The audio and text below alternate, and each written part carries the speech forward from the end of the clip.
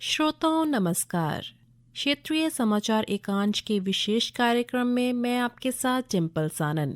आज़ादी के अमृत महोत्सव के अंतर्गत पेश है ये खास प्रस्तुति। श्रोताओं, विश्व टूना दिवस हर साल 2 मई को विश्व स्तर पर मनाया जाता है। यह दिन संयुक्त राष्ट्र यानी यूएन द्वारा टूना मछली के महत्व के बारे में जागरूकता बढ़ाने के लिए स्थापित किया गया है। यह 2017 में पहली बार मनाया गया। संयुक्त राष्ट्र के अनुसार विश्व में कई देश खाद्य सुरक्षा और पोषण दोनों के लिए टूना मछली पर निर्भर हैं। श्रोताओं, विश्व टूना दिवस को संयुक्त राष्ट्र महासभा द्वारा दिसंबर 2016 में 71/124 के प्रस्ताव को ग्रहण कर आधिकारिक रूप से घोषित किया गया था। इसका उद्देश्य संरक्षण प्रबंधन के महत्व को स्पष्ट करना और यह सुनिश्चित करना था कि टूना स्टॉक को दुर्घटनाग्रस्त होने से बचाने के लिए एक प्रणाली की आवश्यकता है। पहली बार 2 मई 2017 को अंतर्राष्ट्रीय स्तर पर मान्यता प्राप्त विश्व टूना दिवस मनाया गया। यूं तो दुनिया में बेशुमार मछलियां हैं, लेकिन एक शोध के मुताबिक मछलियों की कुल 30,000 से भी अधिक प्रजातियां हैं। लेकिन मछलियों की इस कायनात में एक ऐसी भी मछली है जो अब विलुप्ति के कगार पर पहुंच चुकी है, जिसके अस्तित्व पर खतरा मंडरा रहा है। अगर समय रहते कोई कदम नहीं उठाए गए तो ये हमेशा हमेशा के लिए इतिहास की इबारतों में कैद होकर वर्तमान से अपने तमाम सरोकारों को ध्वस्त कर लेंगी। लिहाजा शब्दों में लिखी ये बात कहीं हकीकत की बात न बन जाए, इसलिए संयुक्त राष्ट्र ने इस मछली के अस्तित्व को बचाने के लिए 2016 से वर्ल्ड टूना डे मनाने का ऐलान किया था। इस मछली को बचाने के लिए हर साल 2 मई के दिन वर्ल्ड टूना डे मनाया जाता है। टूना मछली की पूरे विश्व में भारी मांग है। हर देश में इसके सर्वाधिक ग्राहक हैं, जिसके चलते बीते कुछ वर्षों में लोगों की मांग की तुलना में मछलियों की पूर्ति में अभाव दिखा है, जिसके बाद से इस मछली के वजूद पर खतरा मंडराने लगा है। पूरे विश्व में बड़े पैमाने पर इस मछली का शिकार किया जाता है ताकि मानव जरूरतों की पूर्ति की जा सके। मगर अफसोस, बीते कुछ वर्षों से जिस तरह से इस मछली का शिकार तेजी से बढ़ा है, उससे इसके अस्तित्व पर खतरा मंडराने लगा है। सबसे ज्यादा टूना मछली भूमध्य सागर, अटलांटिक, प्रशांत महासागर में पाई जाती है। टूना की 40 से भी अधिक प्रजातियां शामिल हैं, लेकिन लगातार टूना के होते शिकार से अब यह विलुप्ति के कगार पर पहुंच चुकी है। लिहाजा इन्हें विलुप्त होने से बचाने के लिए ही हर वर्ष 2 मई को वर्ल्ड टूना डे मनाया जाता है। और अब प्रस्तुत है आज़ादी के अमृत महोत्सव के अंतर्गत आज की खास प्रस्तुति। आज़ादी का अमृत महोत्सव।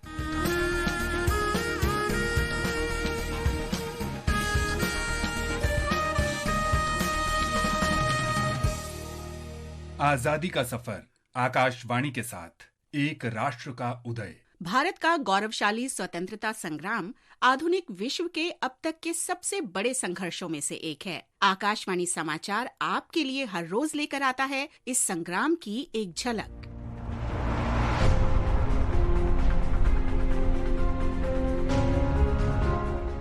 दो मई 1950 को भारत सरकार ने फ्रांस से चंद्रनगर का प्रशासन अपने हाथ में ले लिया। ये शहर अब चंदन नगर कहलाता है और चंद्रनगर विलय अधिनियम 1954 के तहत पश्चिम बंगाल राज्य का हिस्सा है। चंदन नगर को 1673 में एक फ्रांसीसी उपनिवेश के रूप में स्थापित किया गया था, जब फ्रांस ने बंगाल के तत्कालीन नवाब इब्राहिम खान से हुगली नदी के दाहिने किनारे पर एक व्यापारिक चौकी स्थापित करने की इजाजत ली थी। बाद में ये एक स्थायी फ्रांसीसी उपनिवेश बन गया। 1756 में फ्रांस और ग्रेट ब्रिटेन के बीच युद्ध छिड़ गया और ब्रिटिश नौसेना ने अंततः 1794 में चंदन नगर पर कब्जा कर लिया। लेकिन 1816 में आसपास के क्षेत्र के 3 वर्ग मील के विदेशी अंतः क्षेत्र के साथ ही इस शहर को वापस फ्रांस को दे दिया गया। फ्रांसीसी भारत के हिस्से के रूप में ये 1950 तक पौंडीचेरी में गवर्नर जनरल के राजनीतिक नियंत्रण में था।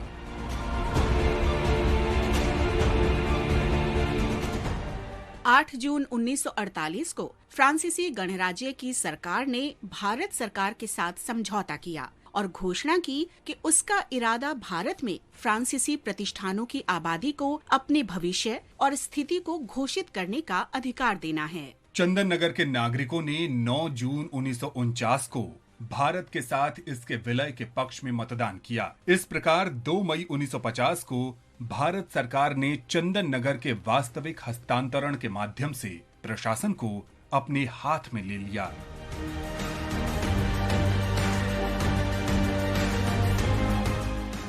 इसके बाद 2 फरवरी 1951 को भारत के राष्ट्रपति और फ्रांसीसी गणराज्य के राष्ट्रपति के प्रतिनिधियों द्वारा पेरिस में चंदन नगर को स्वतंत्र शहर बनाने की संधि पर हस्ताक्षर किए गए। इसके बाद 9 जून 1952 को चंदन नगर को विधिवत भारत संघ में शामिल कर लिया गया।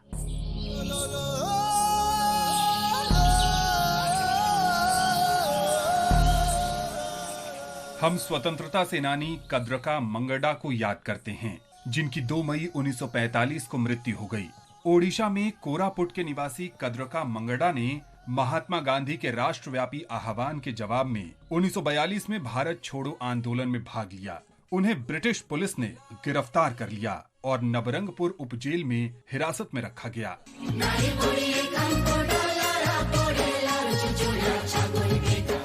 जेल में अस्वच्छता और चिकित्सा सुविधाओं की कमी के कारण वो गंभीर रूप से बीमार हो गए। उन्हें कोरापुट जिला जेल में स्थानांतरित कर दिया गया और बाद में अस्पताल में भर्ती करवाया गया। कद्रका मंगडा का 2 मई 1945 को अस्पताल में निधन हो गया। हम इस महान भारतीय को नमन करते हैं।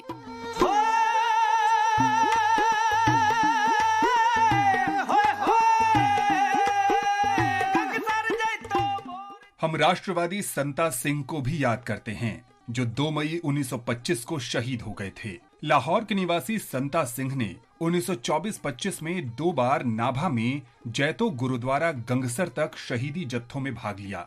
उन्होंने वहां सभी प्रार्थना सभाओं पर प्रतिबंध लगाने के ब्रिटिश आदेश के बावजूद ऐसा किया था। जब ये जत्था गुरुद्वारा पहुंचा तो नाभा के प्रशासक विल्सन जॉनसन ने सैनिकों को उसे रोकने और उसमें शामिल लोगों को हिरासत में लेने का आदेश दिया। इसके बाद जत्थे को रोक दिया गया और बड़ी संख्या में इसके सदस्यों को गिरफ्तार कर लिया गया। अन्य लोगों के साथ संता सिंह की भी गिरफ्तारी हुई। जेल में इतनी यातनाएं दी गईं कि 2 मई 1925 को इनकी मृत्यु हो गई।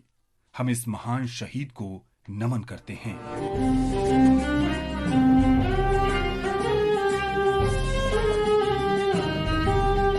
हम इंडियन नेशनल आर्मी के लेफ्टिनेंट पंजाब के निवासी कपूर सिंह को भी आज के दिन याद कर रहे हैं। उन्होंने बर्मा के मोर्चे पर ब्रिटिश सैनिकों के विरुद्ध युद्ध में भाग लिया था। 2 मई 1944 को वे इस कार्रवाई में मारे गए। कपूर सिंह को नेताजी सुभाष चंद्र बोस द्वारा मरणोपरांत वीर हिंद और शत्रुनाश पदक से सम्मानित किया गया था। भारत के इस महान सपूत को हमारा नमन। इसके साथ ही आजादी का सफर आकाशवाणी के संग श्रृंखला का ये अंक समाप्त हुआ। मिलते हैं कल अगली कड़ी में।